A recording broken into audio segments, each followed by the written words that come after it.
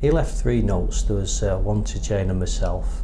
He'd written how much he'd enjoyed himself, what good parents we'd been, and but it clearly reflected that he thought that he had destroyed his future. Destroyed his future.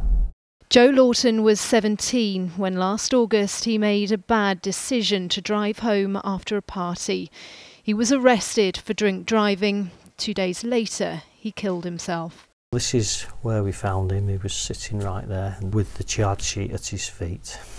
I didn't know he'd been arrested. I didn't know he'd been in the police station. It was just all a total shock.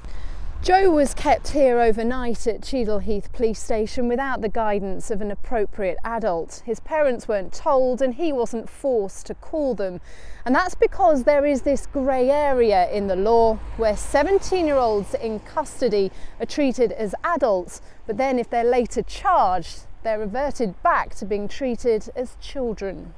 As a result, Joe never got the support and guidance that his parents say he needed. He didn't have the life experience or the resilience to deal really with what had happened to him.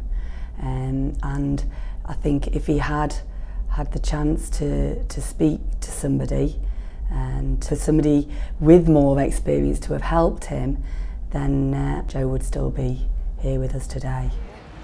Last month, Nick and Jane went to the High Court to try and change the law. That judicial review is still ongoing. Now they've started a petition to lobby the government. This is the last place at the police station that 17-year-olds are treated as adults.